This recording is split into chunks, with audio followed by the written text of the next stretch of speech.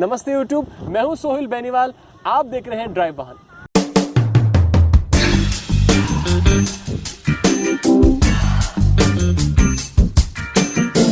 दोस्तों, गाड़ी की मेंटेनेंस की तरफ तो हम सब ध्यान देते हैं, पर क्या टायर की मेंटेनेंस की तरफ हमने कभी ध्यान दिया?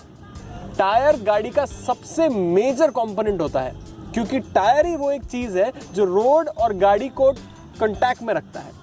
अगर आपका टायर पंचर हो जाए, फट जाए, या उसमें महज सिर्फ हवा कम या हवा ज़्यादा होने से वो आपके हैंडलिंग, ब्रेकिंग और एक्सेलरेशन में बहुत बड़ा फर्क कर सकता है। आज हम आपसे ऐसे टिप्स एंड ट्रिक्स के बारे में बात करेंगे जिसको अगर आप फॉलो करें तो आप आराम से अपने टायर को बहुत दिनों तक चला सकते हैं। और दूसरी बात, आपको एग्जैक्टली मालूम पड़ जाता है कब आपको टायर चेंज करने की ज़रूरत है। तो गाइस, सबसे पहले हमको ये देखना है कि गाड़ी के टायर का साइज़ क्या है। उसी हिसाब से आप अगर गाड़ी की टायर चेंज करने वाले हैं तो आपको एग्जैक्टली मालूम है कि आपको कौन से टायर्स के लिए सर्च करना है। टायर स्पेसिफिकेशंस अगर देखा जाए तो नॉर्मल गाड़ियों में इस तरह से स्पेसिफिकेशंस होते हैं। जैसे यहाँ है 155/65 R14। अब 155 मतलब टायर की जो विड्थ है वो 155 mm है, और 65 मतलब 65% ऑफ 155% ये टायर की हाइट है। R14 मतलब ये जो रिम है इसका रेडियस है 14 इंचेस का। इसके आगे जो स्पेसिफिकेशन दी होती हैं वो लोड और स्पीड इंडेक्स की स्पेसिफिकेशंस होती हैं। उसको देखने के लिए नीचे मैंने एक टेबल में लिंक दिया है, आप उस पर देख के अपनी गाड़ी का एग्जैक्टली लोड स्पेसिफिकेशंस कितना है वो मालूम कर सकते हैं। जैसे इसका लोड और स्पीड स्पेसिफिकेशन है 75T। 75 मतलब अराउंड 375 kgs का मैक्सिमम लोड एक टायर उठा सकता है। तो 375 × 4 मैक्सिमम लोड गाड़ी के ऊपर होना चाहिए, टायरों के ऊपर होना चाहिए। T मतलब उसका स्पीड इंडेक्स है। T मतलब 190 km/h तक ये टायर स्पीड सस्टेन कर सकता है। उसके ऊपर जाने के बाद टायर का कोई भरोसा नहीं है। सबसे ज़्यादा इंपॉर्टेंट चीज़ ये है कि जब आप गाड़ी का टायर नया खरीदने जा रहे हैं तो उसका मैन्युफैक्चरिंग डेट ज़रूर देखें। अब मैन्युफैक्चरिंग डेट टायर पे होता है, जी हाँ, टायर के ऊपर मैन्युफैक्चरिंग डेट इनक्रिप्टेड होता है। जैसे यहाँ आप देखेंगे 4512, 4512, इसका मतलब 4 मई 2012। एक टायर जनरली आपने 3 साल के ऊपर इंडियन रोड कंडीशंस में यूज़ नहीं करना चाहिए। टायर का जो रबर है वो हार्ड हो जाता है। तो इसका मतलब इस वैगनआर के टायर अभी बदलने वाले हैं। टायर बदलने का टाइम कब आ गया है वो कैसे मालूम करें? मैंने पहले बताया कि आप 3 साल के अंदर एक टायर सेट चेंज कर लीजिए, वो ज़्यादा अच्छा रहता है। टायर सॉफ्ट रहता है, ग्रिप अच्छी रहती है। टायर हार्ड होने के बाद ग्रिप इतना वो देता नहीं है। टायर चेंज करना है वो कैसे मालूम करें? उसके लिए सिर्फ आपको एक कॉइन की ज़रूरत है।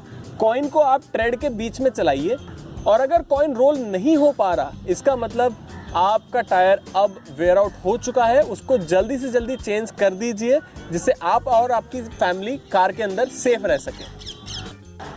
तो गाइज, मैंने अभी तक आपको बताया कि टायर की स्पेसिफिकेशंस कैसे पढ़ें और टायर को चेंज कब करना है मालूम करें। पर टायर की मेंटेनेंस के बारे में अगर बात करें तो टायर सबसे पहले आप टायर पॉलिश कर सकते हैं, जिससे टायर सॉफ्ट रहता है बहुत ज़्यादा टाइम तक। अब टायर पॉलिश के लिए आप कभी भी अमेजॉन, फ्लिपकार्ट या किसी भी कार एक्सेसरीज की शॉप से टायर पॉलिश खरीद सकते हैं और उसे टाइम टू टाइम पॉलिश करते रहें। महीने 2 महीने में अगर एक बार हल्की सी पॉलिश कर दी तो टायर उससे काफ़ी सॉफ्ट रहता है। ये तो हुई कॉस्मेटिक बात। पर आपको टायर मेंटेन रखने के लिए सबसे ज़्यादा इंपॉर्टेंट है कि उसका न्यूमेटिक प्रेशर, मतलब एयर का प्रेशर उस टायर के अंदर कितना है वो मालूम करें। आइडियल प्रेशर होता है 32, पर हर गाड़ी के हिसाब से स्पेसिफिकेशंस बदलते हैं। अब ये स्पेसिफिकेशन हमें कैसे मालूम पड़ेंगे? ये सारे स्पेसिफिकेशन जैसे ही आप ड्राइवर गेट खोलते हैं तो राइट साइड में इनक्रिप्टेड होते हैं। आप देख सकते हैं कि लोड के साथ या बिना लोड के आपको कितना टायर प्रेशर रखना है आगे और पीछे। इसे फॉलो कीजिए। जब भी आप हवा भराने जाते हैं तो इन डिजिट्स को ध्यान में रखिए, और हवा हमेशा डिजिटल न्यूमेटिक मशीन से ही भरवाएं, जिससे एक्यूरेट प्रेशर आपकी गाड़ी में मेंटेन हो सके। अब ये सारी चीज़ें जो मैंने आपको बताई वो हो सकता है आप में से बहुत लोगों को मालूम हो, पर अब जो सबसे ज़्यादा इंपॉर्टेंट चीज़ है वो है व्हील अलाइनमेंट, व्हील बैलेंसिंग और व्हील रोटेशन। व्हील रोटेशन मतलब दोनों पीछे के व्हील आगे आएंगे, आगे आके फिट हो जाएंगे, और आगे वाले व्हील क्रॉस पैटर्न में आगे का, उधर का आगे का व्हील राइट साइड का लेफ्ट साइड आ जाएगा और लेफ्ट साइड का राइट साइड चला जाएगा। ये है व्हील रोटेशन। ये व्हील रोटेशन 5 या मैक्सिमम 10,000 किलोमीटर पे कर देना चाहिए। उसके बाद है व्हील अलाइनमेंट और व्हील बैलेंसिंग। अगर आपकी गाड़ी में अलॉय व्हील्स हैं या मैग व्हील्स हैं तो आपको व्हील बैलेंसिंग ज़्यादा टाइम तक करने की ज़रूरत नहीं है, लेकिन फिर भी मैं सजेस्ट करूँगा कि हर 20,000 किलोमीटर पे आप एक बार अलॉय व्हील्स की बैलेंसिंग करा लें, या फिर आप जब टायर चेंज करते हो तो ध्यान रखिए कि आपकी गाड़ी का व्हील बैलेंस हो रहा है। तो गाइज थैंक यू ये वीडियो देखने के लिए। मैं आपको अगले वीडियो में मिलता हूँ, तब तक आप और अपनी गाड़ी का ख्याल रखिएगा।